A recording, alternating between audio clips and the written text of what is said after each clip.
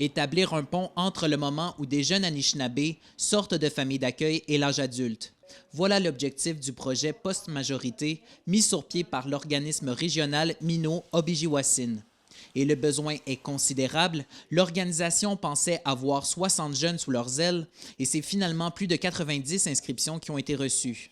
Ils ont comme plus de parents le lendemain de leurs 18 ans parce qu'ils doivent quitter les milieux d'accueil s'ils sont plus aux études. Quand ils sont aux études, ils peuvent poursuivre pour un certain temps, mais la plupart sont pas aux études malheureusement, donc ils doivent quitter. Ce qui fait qu'ils n'ont pas vraiment appris à voler de leurs propres ailes, ne sont pas autonomes ni indépendants pour une grande partie.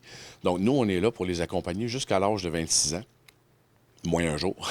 Le support qu'offre l'organisme est vaste, mais ultimement, Post-Majorité vise l'autonomie et l'émancipation des jeunes issus des Premières Nations. Nous, ce qu'on veut, c'est leur donner un répit en disant, tu n'as pas de casser la tête côté revenu, côté logement, côté tout, l'ensemble de tes besoins, dans le fond. Et par le temps-là, on va t'aider à développer ton plan de vie. Qu'est-ce que tu veux faire plus tard? Qu'est-ce que tu veux devenir? L'organisation admet que les jeunes autochtones provenant d'un placement en majorité font face à davantage de précarité que les personnes allochtones en pareille situation. Ils se retrouvent dans un non-choix.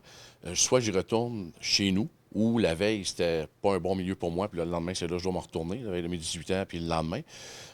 Ou je vais aller chez quelqu'un d'autre dans la communauté, mais ils ne pourront pas m'accepter à long terme parce qu'il n'y a pas assez de place, les maisons sont surpeuplées.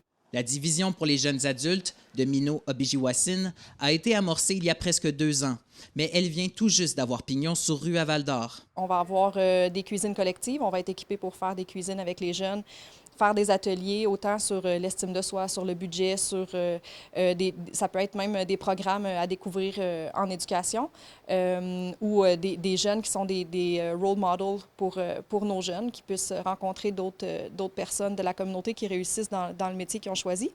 Le local devrait être aménagé dans les prochains mois pour de bon, mais d'ici là, les jeunes peuvent déjà passer au local voir un intervenant. Félix Blaquière, RNC Nouvelles, Val-d'Or.